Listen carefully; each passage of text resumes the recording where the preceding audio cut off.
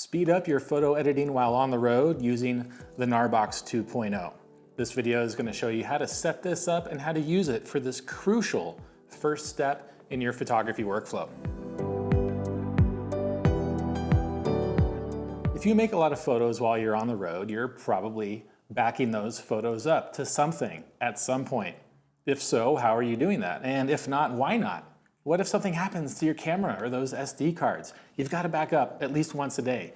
And if you're taking even more photos, it can be extremely overwhelming to do nothing with them other than back them up until you get home, and then you transfer thousands and thousands of photos to your computer, and you have to start from square one with your editing process. Now, wouldn't it be nice to get ahead of all of that? Start with the organization and the star ratings and all that stuff while we're on the road every free moment that we get. And that's what I do, all without a laptop, using the GNARBOX 2.0 and a little iPad mini. Now, this is not going to be a review of the GNARBOX or an initial overview to show you, how much it weighs or whatever. If you want to learn more about that, I'll have some links in the description where you can read more and also see where to buy it. This video is going to be all about how to set it up to back up all of your photos and how to use it with a mobile device for your editing workflow. So the first thing we want to do is get it ready for backup. So when we power this on, you'll connect your mobile device to the Wi-Fi network created by the GNARBOX, and then open up one of the two apps that are used with this device. And the first one is the Safekeep app, which is your backup app. And then the other is the Selects app, which is your editing app. So once you've connected your mobile device to the GNARBOX, open up that Safekeep app and then go to the settings. And we're just going to set up some of our settings for our backup. So the checksum. The checksum is a verification that all of your photos properly copied from your SD card over to the GNARBOX. So I always recommend leaving that on. The checksum type, you have two options here, and the XX-64 is the default recommended type for the checksum, so you can just leave it at that. The MHL log's more of an advanced setting for photography backup. I don't really see a need for this, so I don't have that enabled. The Smart Backup is only going to copy the new files that are not in that folder already. So I do incremental backups. I back up at least once a day, and I don't want every file on that card repeatedly copied over to the GNARBOX. So this is only going to copy the new photos since the last backup. I also enable flattened folders. If you've noticed on your SD cards, depending on the type of camera you have, it will often create this deep subfolder structure where your SD card has like a DCIM folder, and then within that it has a numbered folder where all of your photos are stored. This gets rid of those. It only copies the photos off of your SD card and not the folder structure.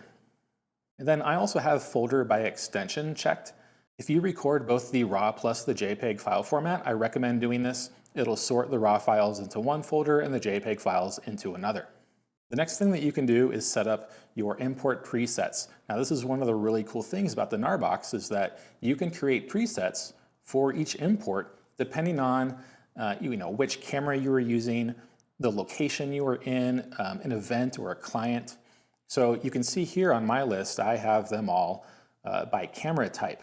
So when I import photos to the GNARBOX from a specific camera, it creates a folder named after that camera, and then I can just go in and check the photos from that camera. If you're bouncing between one location and another and you want to create folders by location, you can do it that way too.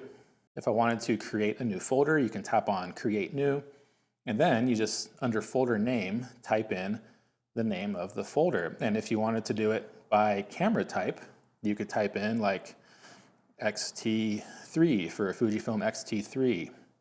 Hit Add, and then if you wanted to create a folder by capture date, you could add the dynamic folder. Tap on Files Date Modified, and that will create a subfolder within that main folder where it's going to put all of your photos organized by the capture date. So extra organization there. And then you can just keep adding folders and subfolders throughout here if you want. And then when you're done with that, you just select Next, name your preset. I'll call this one XT3. And now we have our presets that we can select directly on the GNARBOX without having to go into this app when we're backing up to automatically start this whole process. And now we can start our backups. So whenever I have a free minute or at the end of the day, I'll start a backup. So if I have my memory card from my X-T4 after shooting a series from the X-T4, I'll power on the GNARBOX, open up the little waterproof door at the end of that, and then just slide the memory card in. When you put that memory card in, a couple of options will come up on the screen. If you just want to directly back it up without using your folder presets, you can select Backup Now. But if you want to use your presets, you go down to Advanced and then choose the GNARBOX as the destination, and from here you can select your presets. You can just have a default current date folder, you can put it in the root folder, but here, even further down, is where you can have all of your presets.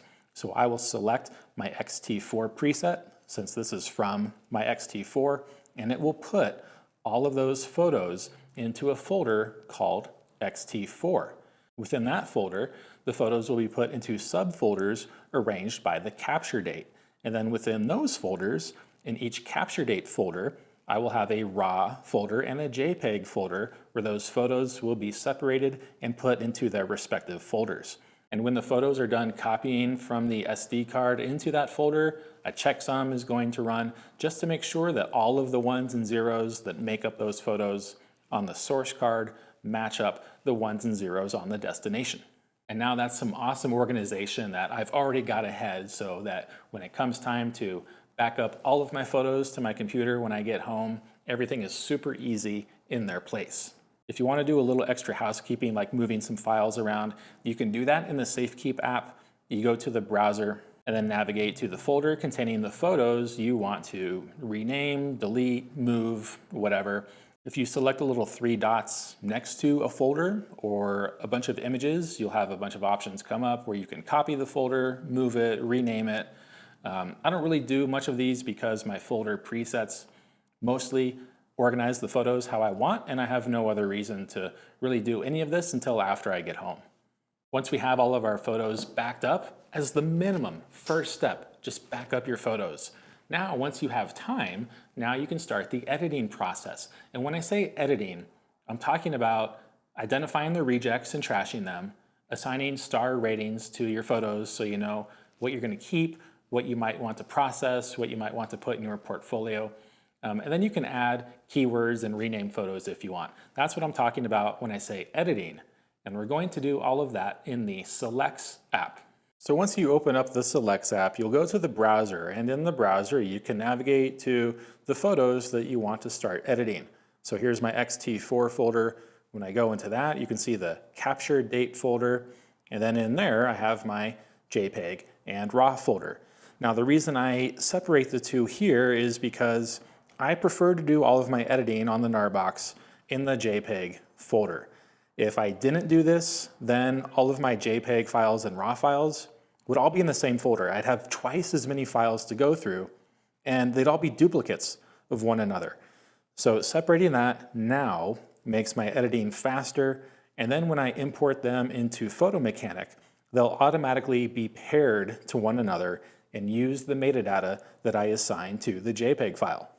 So I'm just going to go into the folder that I want to edit and then select all photos, or you could select one photo at a time, but when you have all of your photos selected that you want to start editing, you'll go to Open Workspace. You can do other things here by tapping on the three dots, like deleting the photos, but here we're going to open up the workspace. Now this uses the same technology as Photo Mechanic, which is the fastest image editor out there. So you're not going to be waiting for these preview files to build when you navigate from one photo to another, like you might have to in Lightroom, for example. So when this workspace is open, now I'm just going to start at the first photo and go through my star rating system. For my star rating system, I'll assign 1 star to the trash photos, the rejects, the ones that might be out of focus, or like it has some awkward timing with my subject, or the exposure is just way off. Now I know none of that ever happens to any of us, but if you do have a photo that you want to reject, I'll just assign it 1 star. 2 stars are the photos that I want to hang on to. So my first sweep, I'll just give it 1 star or 2 stars. And then once I've gone through all of my photos, out of all of the 2-star photos, if there's any that I want to promote to, I've identified that I want to process these photos, they might go in my portfolio, then I'll elevate those to 3 stars. But for just going through here, to advance to the next photo, you tap on the right side of the screen, assign your star, and then just keep going through. And again, like my workflow I just said, I assign either 1 star or 2 stars based on if it's trash or if I want to keep it. Now you can also assign keywords to a photo. I prefer to do this once I get home on the computer. It's just a lot faster and a lot easier, but you can do that here if you want to. You can assign keywords to a single photo or assign keywords to a batch of photos, which I'll demonstrate in just a second. Once you've rated all of your photos, then you'll go to back, and the photos that have yellow lettering, yellow metadata, means that that metadata has not been saved to that file yet. It only lives within the app. If you want to save those ratings and those keywords to these files so that they will be recognized by an editing program that you're using on the computer, like Lightroom or Photo Mechanic, then you have to go to Save All. When you go to Save All, you'll get a few options here. Write to existing source files is going to save that metadata directly to that file. You could also create an XMP sidecar file if you're working with raw files. So the raw file itself is not changed, it just has a little sidecar file where all of that metadata lives. Or you can create a whole new source file. So it's going to copy all of these photos and put them in another location with the metadata either saved directly to them or to the XMP sidecar files. Now I just prefer to save the pending metadata to the existing source files. Now also in this workspace, you can sort all of your photos by rating, if they're pending metadata actions, by name, date modified, or whatnot. So if you want to do by rating, now here you see it sorts all of my photos by 2 stars, and then all of my photos by 1 star. Now I said that I trash all of my photos that have 1 star. So here I could just select all of my photos with 1 star, go to the 3 dots, and then delete. And then those are permanently erased from the GNARBOX. I could also select all photos that have 2 stars and assign keywords. This is where you assign batch keywords to a file. And then once you're done working with all of these photos, you can go to exit and you're done editing. Now when you get home, all you need to do is plug the GNARBOX into your computer, go to the settings on the LED display on the GNARBOX, and then change the dual role USB to mass storage. And now it just becomes an external hard drive that your computer will read, and you can start your import on all of those photos. Again, organized exactly how you want them, all rated, all renamed if you wanted to do that, and all with keywords, again, if you wanted to do that. And now all you have to do is start processing. This whole thing saves a ton of time. I'm so glad that I've found this. It's not perfect, but in the long run, it just makes life so much easier. And that's why I would recommend, if you do make a lot of photos while you're traveling or on the road, start your editing process on an external hard drive like this. If you're gonna back up all your photos, you might as well do some other work when you have the time. If you have any other questions or comments about this system, please leave them below, and I'll see you on the next video.